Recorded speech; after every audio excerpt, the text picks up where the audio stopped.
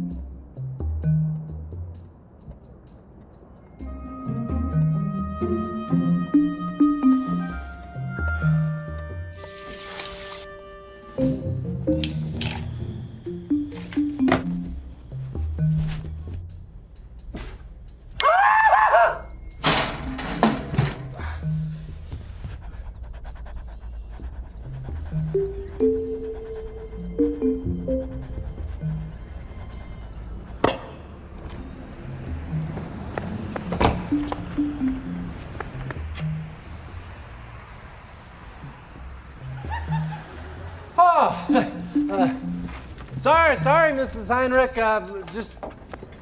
It's nothing.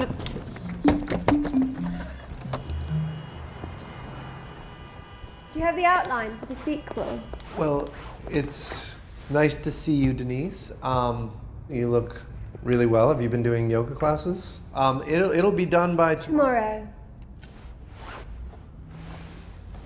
This one was a hit. We needed another one. You know, if you can't do it, we can always dump you. Okay, that's it. Pleasant as ever. I'll see myself out.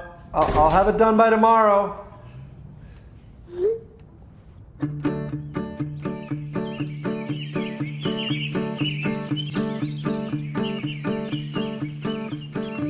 I love bubbles.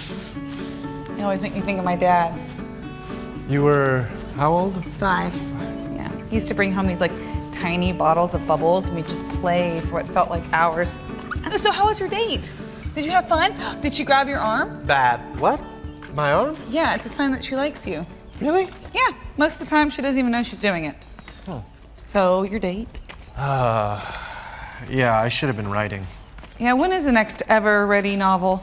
It's funny because it's called Ever Ready and yet it's never ready. Yeah, I actually had 2 dates this week. Oh, go you. Yeah, at the same time. Fancy. Yeah, on the same night at the same time. Do tell. So Heather texts me and says she couldn't make it. A family thing came up. Okay. So a couple days later, Candace says we should hang out. So I asked her since I still had the reservation. That's so great. Yeah. Hey, I'm gonna run to the little girl's room. Oh, okay. Yeah. Sorry I'm late. I was stuck in traffic. Heather. Yeah. Heather. I missed her text saying that she had figured it out. I'm bad about checking my messages. Well, you always reply to me right away. No, I don't. Yeah. I do? Yeah. Oh. Okay, Yeah, I well, guess I do. continue. So did you tell her? Yeah, well, so everything happened so fast. Like the host seats us, and I'm about to tell Heather everything, and she leans over and says, Hey, I just want to say I haven't been on a date in a really long time, and this means the world to me. Thank you. I need to go to the bathroom. Okay. Hey, Hey, yeah. Hey, I just want to say, I haven't been on a date in like a really long time. So this means the world to me. No. Yes. What did you do? Well, what could I do? Welcome to Basil Baum. Your reservation just opened up. I have a seat ready for you. It's a great table. The host seats us right behind Heather, so the girls are sitting back to back. Shut up. Yeah, I go to the bathroom again. I have to crawl around the side of the table to get back to Heather so Candace doesn't see me. Whew, I'm back. You okay? You were in there for a while. You know, now she probably thinks I have bathroom issues. So, what do you want to order? So you want the pad thai? The what? We order and we start to talk and we actually start to really connect. I love Thai food. This is crazy Well, that you yeah. brought me here. Thanks for coming to dinner with me, Candace. Candace? Who's Candace? No, Matt, that's the other one. I know. But before I can answer, I am saved by her phone. Sorry. Yeah, no, take it. Yeah, you know what? Sorry, I gotta take this. Would you mind watching my purse? Thank you. Hi.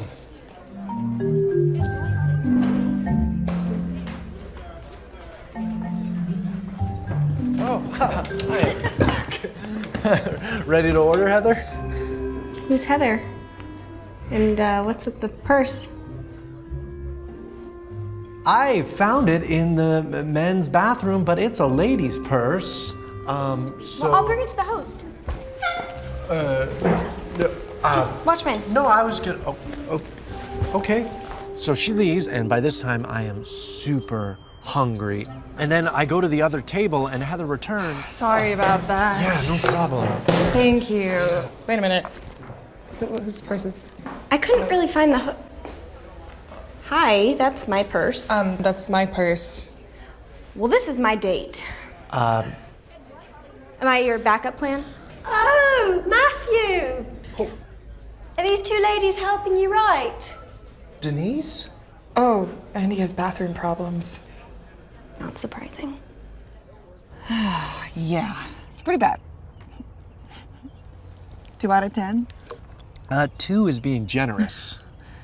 Well, look, you should have just, been up front with them, or read your text messages, or, I don't know, done your work. Yeah, I should have just done my work. Yeah. I have to go. Sorry, I forgot I had a date. Are you okay, Matt? Yeah, I'm okay. You went down real fast. Yeah. Okay, be careful. Yep.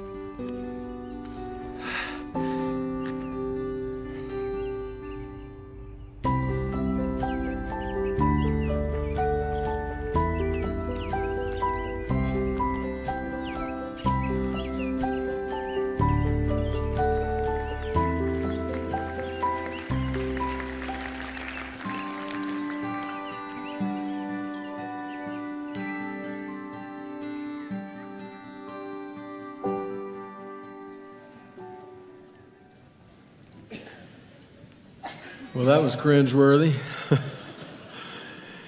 Caught in the act. Have you ever been caught in the act? Caught in the act is a very disconcerting place to be. It doesn't seem to always matter all that much, whatever the act actually is. You might be a kid caught with your hand in the cookie jar. You might be a student caught looking at the neighbor's quiz. You might be an employee caught napping at work. Or you might be a young man caught with 2 young women, same night, same place. Caught in the act is an awkward, difficult place to be. Because of that, I'm particularly interested in the parable for today, because Jesus is going to tell a story about a servant who's caught in the act and the ramifications that has for that servant. In fact, the ramifications that has for us. But before we get to the story, I have a question for you. I want to ask you a question. Now, I know there's going to be a tendency to immediately respond and to respond with some passion and some vigor, but I want to ask you to hold that. Don't respond. I want to ask you to just think about it for a bit and think through the implications. So here's the question. How important to your faithfulness is it that the coming of Jesus be soon? How important is it for your life of faith to be able to say that Jesus is a soon coming Savior. How soon is soon? How long can we say soon? If you grew up in a world similar to the world in which I was raised, we heard frequently, Jesus is coming soon. My question is, how important for your life of faith is that nearness? And then a related question. Do you suppose we actually need His coming to be soon in order to be faithful? Do you suppose there is a way in which we might use statements about His soon coming as a way to rally the flagging zeal of a church? How important is it to your faith that His coming be soon? I want you to ponder that question because I think it's a very important one. The truth is, for 2,000 years, we have preached a soon coming Savior. I realize there have been peaks and valleys, times when the church has been more focused on that and times when it has been less so. But the truth is, for 2,000 years, that has been a consistent message. Jesus is coming soon. In fact, for just an insight into how long that has been believed, one brief biblical example suffices. The church in ancient Thessalonica, they were a church that believed in the soon coming of Christ. They believed that He would soon come to take His people home. So soon, in fact, they were certain it would happen to them. And so as the days and the weeks and the months and a few years passed, and He didn't come, and then members within their congregation began to die, they had a question. What happened? We thought He was coming soon.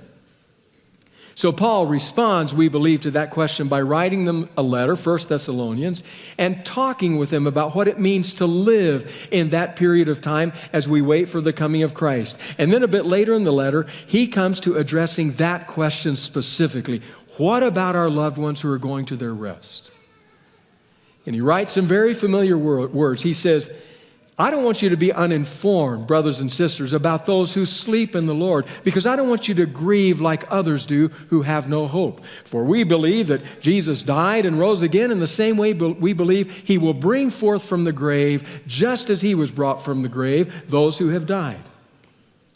For the Lord Himself, writes Paul, will descend from heaven with a shout, with the voice of the archangel and the trumpet call of God, and the dead in Christ will rise first.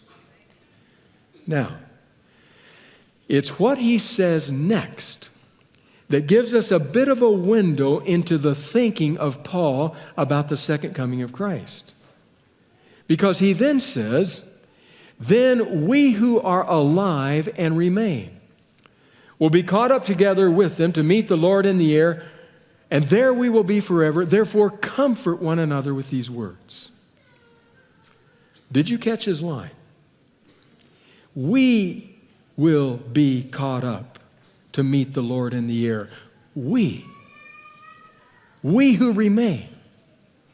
Paul apparently sees himself as one of the last generation, one of those who will be alive still, who will remain for the coming of Christ. And yet here we sit, Loma Linda, California, a world away, 2 millennia later, waiting. So I ask the question again. How important is it to your faithful living that the coming of Christ be soon? Now, I want to be very clear about something. I yearn for Jesus to come. I've noticed that as my beard has gotten a bit more gray, my yearning increases. Some will say it's a life stage, maybe. Or maybe it's a matter of looking at the realities in the world around us, the fractured, broken nature of this planet, and yearning for the kingdom of God to be ushered in, a kingdom of love and of peace. I yearn for Him to come. I yearn to see those who have gone before, my own father, for example. And I yearn to see the face of Jesus. But I'm not asking you about the yearning in your heart, the desire. I think the fact that we're all here gathered together speaks to the fact that we yearn for Him to come. That's not my question. My question is, how important is it that his coming be soon in order for you to live a faithful life?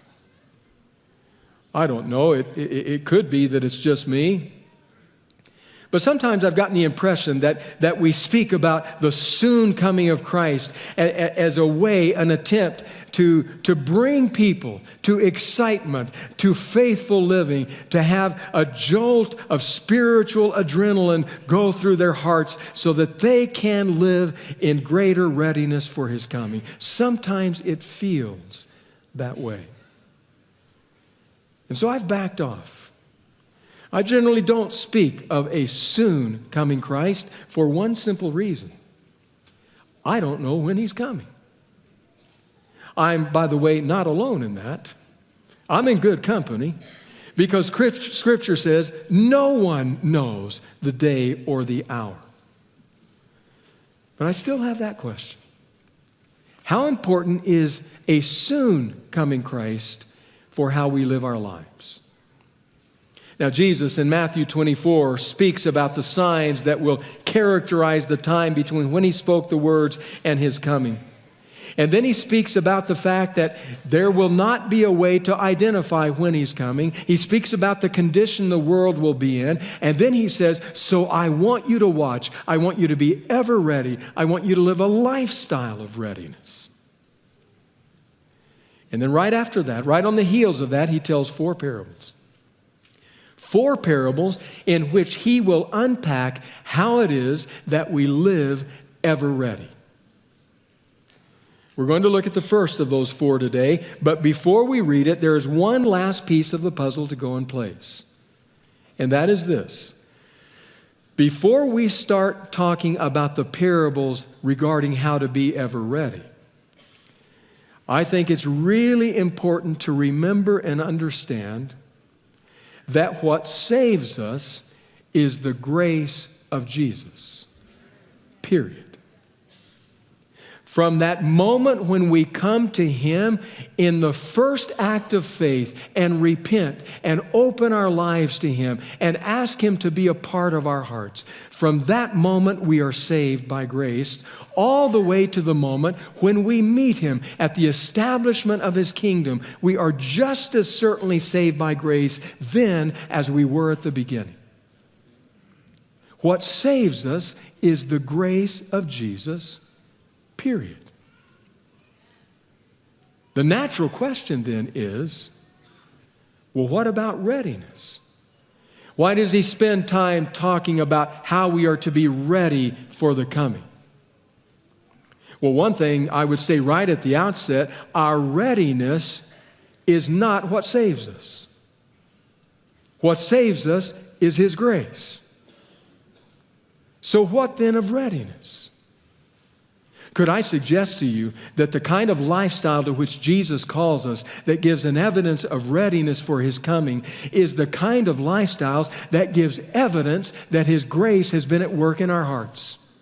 That if his grace is truly in our hearts, has captured our souls, it will manifest itself in lifestyles of readiness for his coming. So as we launch into these parables, remember what saves us is the grace of Jesus. Our lifestyle reveals to what degree that grace has been active in our lives. And so we turn to Matthew 24.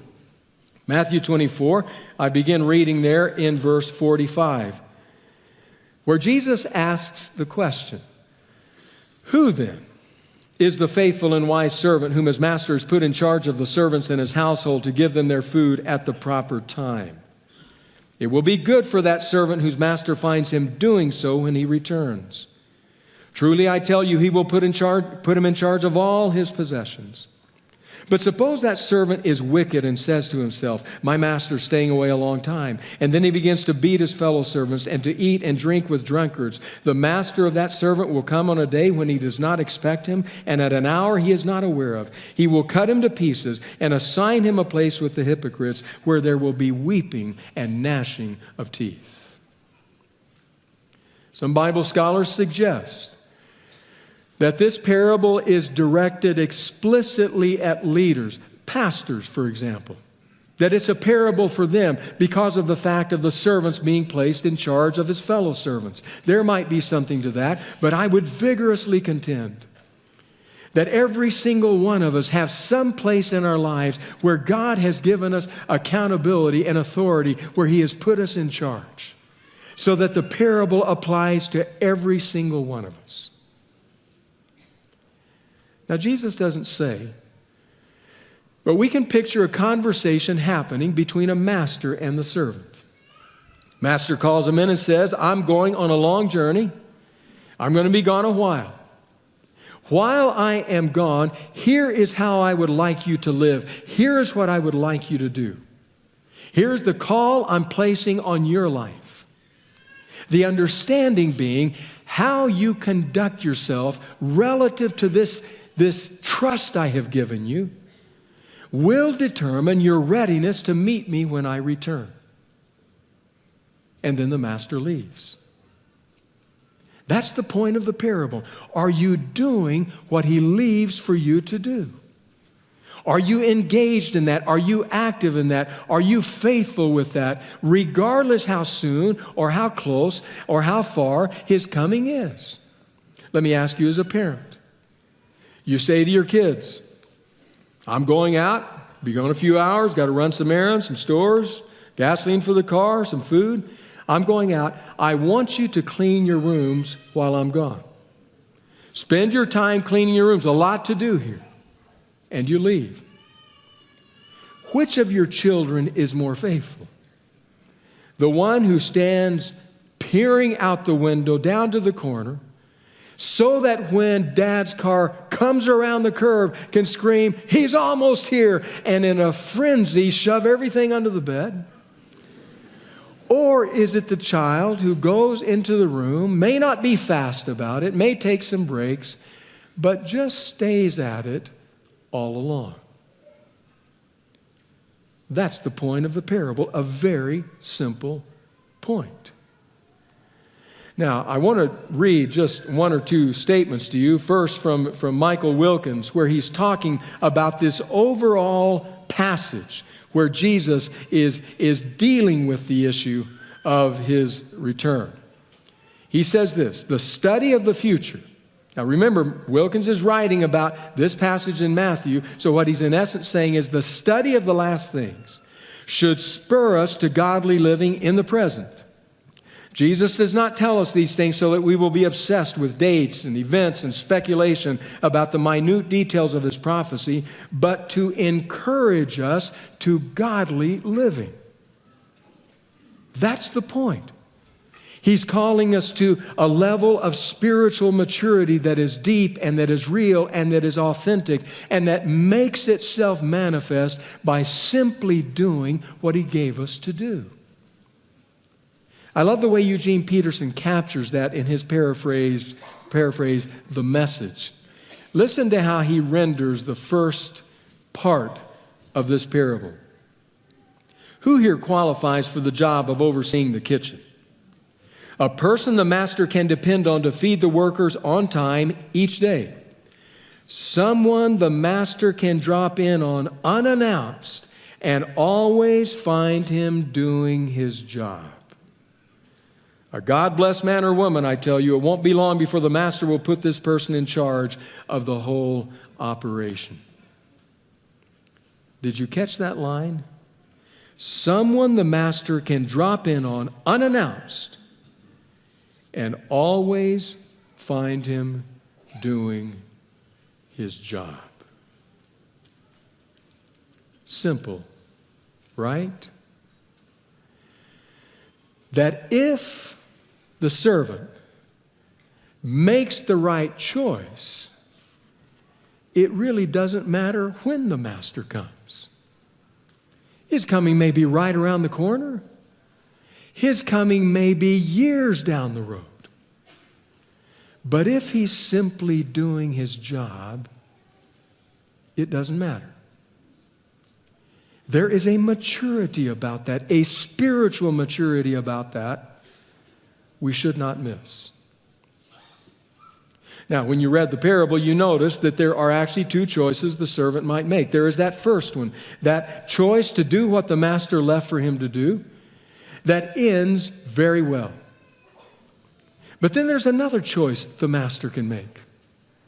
The servant can make. He can make the choice to not do what the master left. My question is, why would he make that choice? With as simple as the directions happen to be, why would he make that choice? And the parable answers. It's buried right in the heart of the parable. Here's how the old King James Version renders it. It says, suppose that servant says, my Lord delayeth his coming. The TNIV renders it, the master is staying away a long time. It is the awareness of that delay. It is the awareness of the fact that he's not going to be back for a very long time that changes everything for the servant. And it is that awareness that reveals to us the true condition of his heart. It says to us, this servant needs the master's coming to be soon. It must happen very soon in order to maintain his faithfulness. If it doesn't, then the faithfulness disappears. Once again, with your permission, New Testament scholar Michael Wilkins, who says the parable of the two kinds of servants teaches that a person truly demonstrates that he or she is prepared for Jesus' coming by responsible behavior. A person's faithful responsibility is the external evidence of whether or not a person is truly one of Jesus' own. We must examine ourselves as to whether or not we are true believers, which will be evidenced by the way we think, treat others, and live righteously or unrighteously. The wicked servant revealed an evil heart when he contemplated the long delay of his master's return. I want you to especially catch the last sentence. He was primarily motivated by the master's presence. When that was removed, his wicked heart produced wicked actions.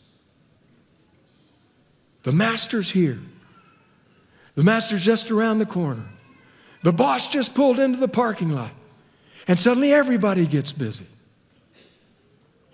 So I ask again, how much do you need Christ coming to be soon to live faithfully? There's an old fable, been around a long time, you may have run across it. But I have a question about the fable. Fable says that there was a time when the devil, when Satan, had 3 apprentice demons whom he was sending to this planet to tempt, to test, and to ruin human beings. He was having his final meeting with them before their departure, trying to find out what specific tool each was going to use. He turned to the first one and said, so, how are you going to tempt human beings? How are you going to tempt them to their ruin? The demon says, I'm going to tell them that there's no God. And the devil cackled. He said, that'll work with a few, but most people have a sense that there's a God. And you, he said to the second, what will you do? And the second demon said, I'll tell them there's no hell. And the devil laughed and said, most people know there's a payday for their actions. That'll work with a few, but not with that many. And you, he said, what will you do? And the third said, I will tell them there's no hurry. And the devil said, go and you will ruin them by the millions. There is truth to that fable. The simple truth is, every single one of us is one heartbeat, one breath away from what is essentially the coming of Jesus in our lives. One heartbeat, one breath. The fable says, don't postpone it. There's truth to that. But I also am troubled by the fable. Troubled because I grew up hearing soon, soon, soon. My father graduated from college. My mother and he left immediately from Union College in Lincoln, Nebraska, to the mission field in South America, Colombia. They went immediately, bypassed seminary, because my father told me we knew Jesus was coming soon. There was no time to do something like education. We had to immediately go to the task. Soon. And so when I hear soon, I wonder, what if it's not soon? Would it make any difference to the way you live your life? If you knew Jesus was coming next week, or if you knew Jesus was coming in the year 2500 AD, would it make a difference? If you say, yes, it would, welcome to the parable. My Lord delayeth his coming. I need it to be near, or I can't do the task he has given me to do. I need that sense of urgency. Maybe there's a place for that. But could it be that that betrays a lack of spiritual maturity? The kind of spiritual maturity that says, Lord, I don't know if you'll come today, tomorrow, or in 100 years. Other than the fact that I long to see you, however, it doesn't matter. Because I'm going to be faithful to you no matter when you come. I'll be faithful to your call on my life no matter how much time I have left. That's the first choice. So what does that mean? I ran across this simple modern-day parable shared by Christopher Eck of Berlin, Connecticut. Here's what it says, Eck's words. And it came to pass that a family of 4 lived in a modest home, a good home.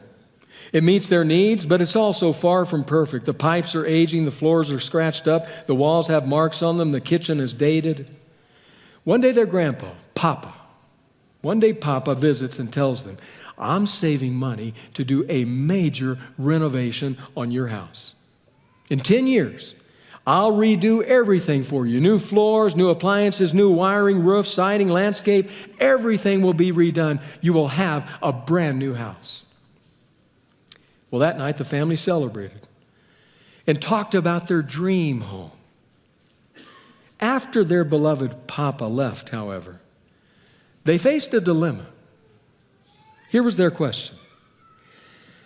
How do we live in this house until the new house is ready? With a tinge of sarcasm, the oldest son says, who cares how we live? It's all going to be redone. I say we trash the place and live it up.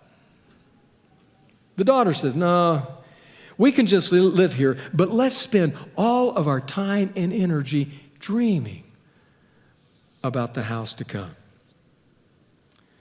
The father says, well, I'm not fixing anything else in this house. If it breaks, it'll stay broken. I'm not patching holes. I'm not sanding floors. I'm not fixing doors. As long as the roof doesn't cave in on us, I'm not touching anything. Mom sits listening quietly before she finally speaks. Well, she says, but here's the thing. It'll be wonderful to get a brand new home. But I think that now, even before it comes, we have to live in this home in the same way we're going to live in the new one. If we trash this house, we'll just learn how to trash houses. If we do nothing but dream and plan for the new house, if we only think about the new home, we'll miss the goodness of the life that's still here. And if we never fix anything, we'll need to live with more broken things than you can believe. And seeing broken things all around us will only bring sadness. And then Mom thoughtfully concludes. So from now on, you need to imagine that we are living in the new house now. And then live in this house in the same way we will live in our new one. There may be something to that.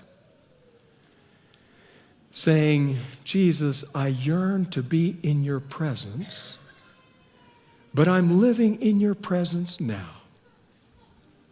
You are with me now. Your Spirit walks with me now. Allow me to live my life now as I will one day live it in your real presence. Maybe there's something in that. The question is simple. How soon does his coming need to be for you to live a faithful life? You know, here's the interesting thing about this parable. 4 parables Jesus tells. I may mention this again next week just in case you miss it because I think it's that important. 4 parables he tells, only 2 of them have to do with time. The time, the speed of his return. This one and the next one, the parable of the 10 virgins. Only 2. And in both cases, the surprise comes for the servant and for the 10 maidens. The surprise comes not because the master or the bridegroom came back sooner than expected, but because he came back much, much later than expected. That was the surprise. You suppose Jesus is trying to tell us something? So how do we apply it? What does it mean for our lives? Well, I would say 2 things. Number 1, it means that somewhere you have an encounter with Jesus where Jesus places his call on your life. That's what happened, no doubt, in the parable. The master called the servant in and said, here's what I want you to do. In essence, here is my call on your life. This is how I want you to go live. This is how I want you to occupy your time. This is the task I'm giving you to do. If you walk with Jesus, if he's your friend, he's done that for you. If you don't know yet what that is, prayerfully, with counseling of wise people, sort that through until you do know. Because that's critical. He has placed a call on your life. I love the statement by Frederick Buechner along these lines. I quote him frequently in this simple way. He says, are you wondering what it is that God wants you to do? Then here are 2 ways to know. Number 1, find where your deepest gladness, in other words, that thing that brings joy to your heart in the doing of it, that thing from which you walk away and say, I was made for that. Find where your deepest gladness and where the world's deepest hunger meet. At that intersection, your deepest gladness, the world's deepest hunger, that's where you want to live. That's where Jesus has called you. That's the call he has placed on your life. That's what he has, the task that he has left you to do. That's the first thing. And the second thing, realize that when you are doing that, you are not just doing a task. You are watching for his coming. That's what you're doing. That's what the servant in the parable needed to choose to do. Whatever it is that he left me to do. In this case, it was the mundane care of the kitchen and the feeding. Every day, day in and day out, he was watching for the return of the master. The same is true in your life. So you're a student at Loma Linda University. You have felt the call of God on your life to be in the healing professions. You're in medical school, dental school, allied health, studying physical therapy, nursing school. And so your life is very busy. Your life is spent studying, poring over the books. You're in the lab dissecting. You're going through prep programs for boards. And you think, oh, somehow my spiritual life is out there. One of these days I'm going to have to take seriously the fact that Jesus is coming again soon. Do you know what this parable says to you? It says if that is the call of God on your life, you are not just studying and going to class and dissecting in the lab, but when you are doing that, you are living ever ready. You are watching for the coming of Christ because that's what he's called you to do. You're a parent. You want to be a good parent, faithful parent. You want that quality time with your kids. So you roll around on the living room carpet with them, wrestling. You go out in the backyard and you throw the ball with them. You pack up the car and you go to the beach because you want to be a good parent. But understand, those children God has placed in your life, you're not just spending quality time. You're watching for the coming of Christ. That's what you're doing. When you're rolling around on the floor, you are preparing for the appearing of Jesus. As your kids pull your hair, jump on your belly, you're preparing for his advent. If he's called you into business, he's told you to drive a bargain or drive a truck, to climb the ladder or dig the ditch. If that's the gift he's given you, where your deepest gladness and the world's deepest hunger intersect, then when you do that, you're watching for the coming of Christ. I understand there's more to the picture. There are 3 more parables to come. I understand that. But that's what this parable contributes. That's what this piece says. Find and know where God has called you, and then do that faithfully, because that's what it means to live ever ready. So I ask you again, how important for the living of your spiritual life is it that his coming be soon? Do you know what I think this parable tells us? I think this parable tells us that spiritually mature people do not primarily depend on urgency and nearness to live faithful lives. They just find what Jesus has called them to do, and they do it. Because the truth is simple. One day, you will be caught in the act. You will be caught in the act, and so will I. Jesus will return, and you will be, well, what will you be doing? Just make certain that the act in which you are caught is the act that he has called you to do.